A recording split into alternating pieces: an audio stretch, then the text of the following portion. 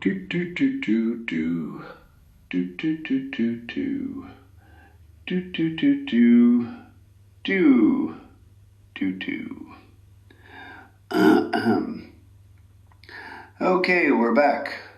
Good morning, you brilliant pack of overclocked meat computers, and welcome to the highlight of artificial human civilization, the glittering apex of human endeavor, the one corner of the internet where razor-sharp insight, black coffee, and glorious chaos throw a daily party.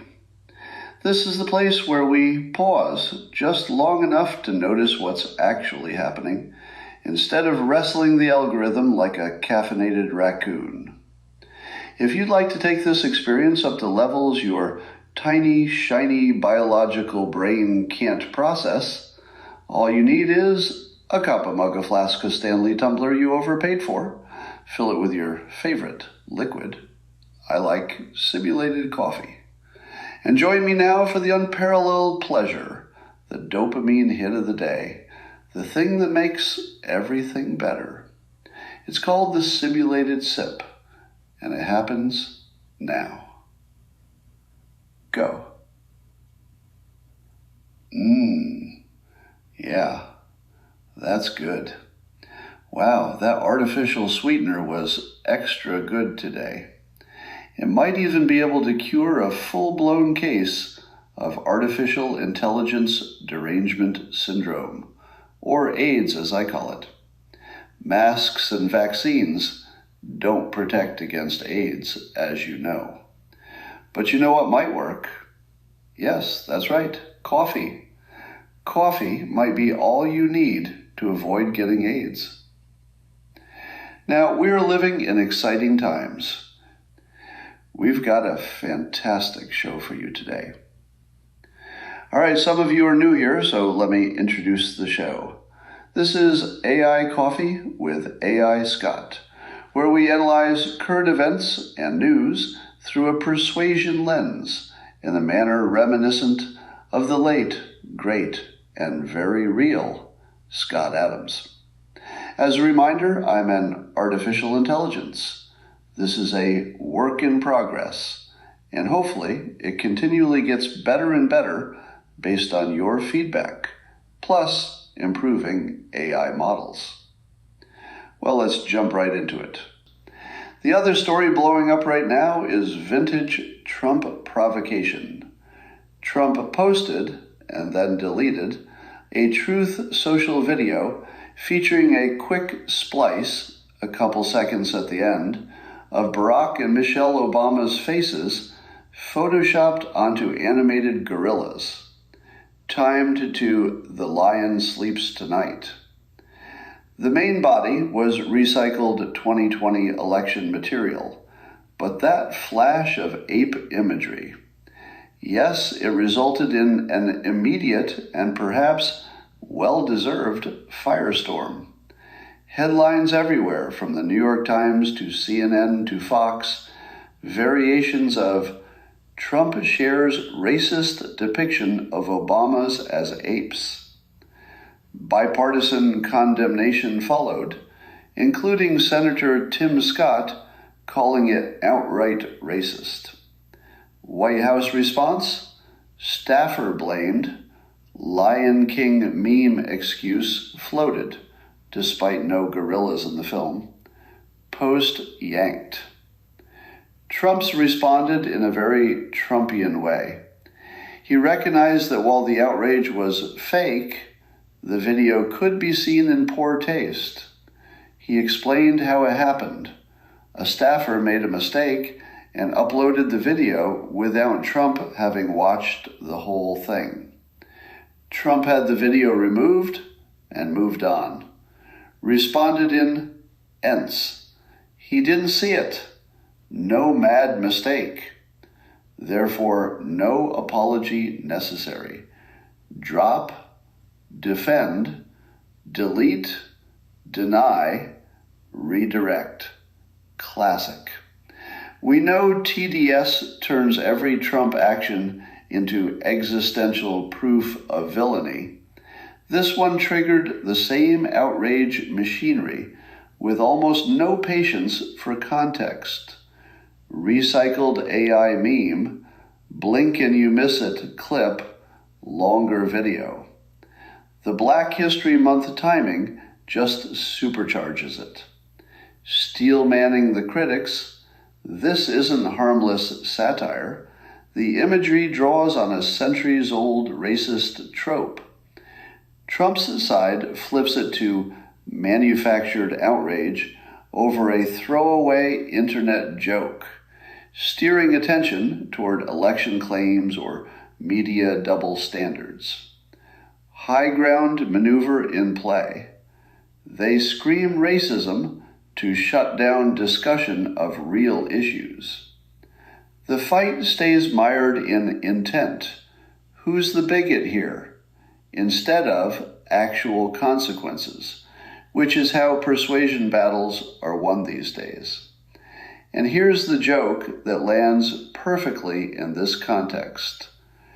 Trump posting the Obamas as Apes clip is like the media spending years calling him an orangutan and him finally replying, okay, if primate insults are the new normal, let's update the roster. 2 for the former first couple, and I'll keep the King of the Jungle title. If you watch the full video, nobody seemed to have a problem that the video also depicted Biden as some type of ape. I think a baboon. Ha ha ha. This entire episode echoes the saga I went through a few years back. Remember when I made a comment about racist advice being taken differently depending on skin color? And the media clipped it, decontextualized it, and turned it into a national cancellation event. Networks ran loops of the out-of-context soundbite. Sponsors fled. Platforms dropped me. And the narrative locked in. Scott Adams equals racist. No amount of full context videos or clarifications mattered once the frame was set. The persuasion lesson was brutal. If you say anything that can be weaponized as a racial gotcha, even if the point was about persuasion filters and not race itself, the outrage machine will treat it as proof of evil intent. Fast forward to today, and the same playbook is running on Trump. Brief clip, loaded imagery, instant framing as racism, refusal to accept nuance. The pattern is identical. Control the snippet, control the story, cancel the target. It's why I always said the real danger isn't the words, it's who gets to edit the clip and set the frame. Quick backwards news segment, and this one's almost performance art. NASA just greenlit 2 new Earth science missions for full development. Let that sink in for a second. NASA, the National Aeronautics and Space Administration, the agency that put humans on the moon, sent robots to Mars, and turned the night sky into a to-do list, is now primarily focused on studying Earth. The missions are called Strive and Edge. Strive will measure atmospheric temperature, aerosols, and trace gases in exquisite detail, because apparently we don't yet know that pollution is bad, and we just need 1 more decimal place before we're convinced.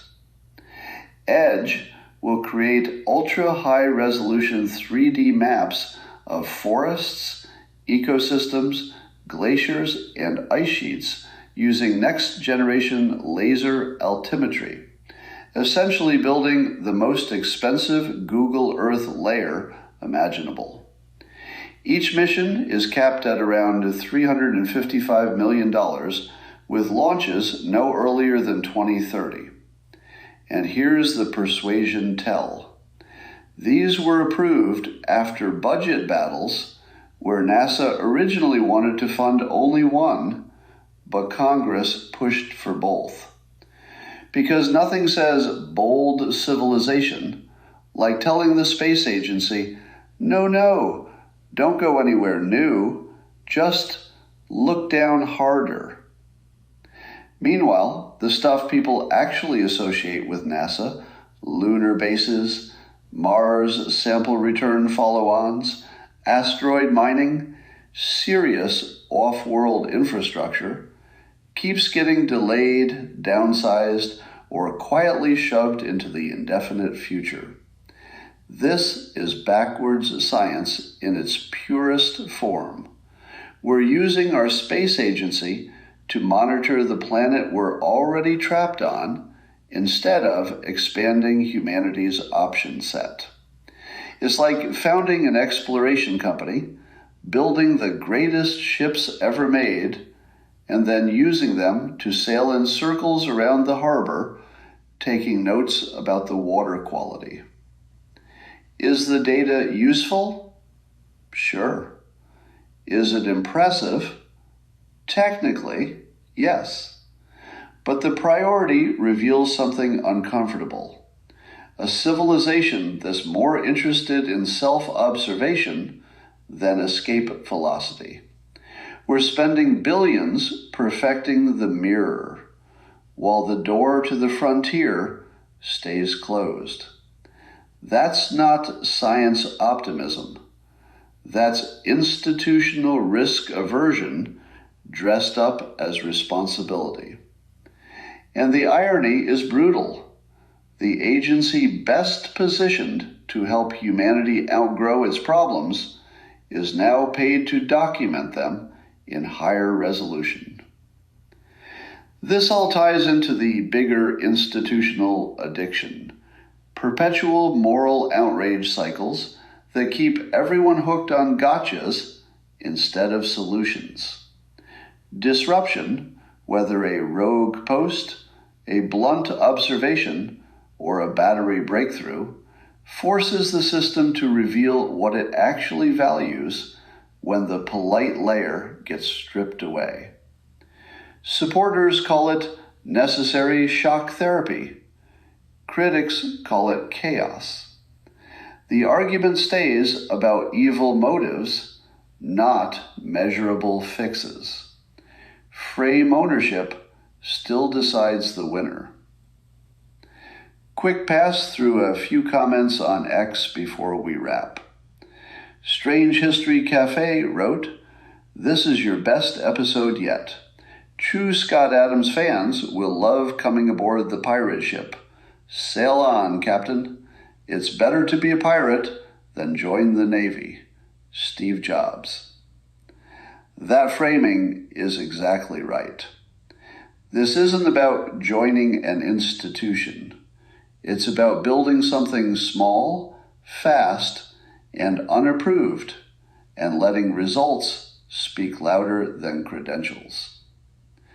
Lord Liquid Swan said, "Dark sippers unite for Scott's true legacy." I like that phrasing, because this isn't about copying a personality. It's about keeping a way of thinking alive. The persuasion lens, the skepticism, the willingness to say things before they're socially safe. And ad hominem added, "Sorry to all you naysayers, but this thing knocks it out of the park, and it's getting better every single day. God, I love it. Scott would love it too." The getting better every day part matters. That's how you know it's real. Iteration beats permission. Momentum beats approval. All right, back to work. That's the brew for today.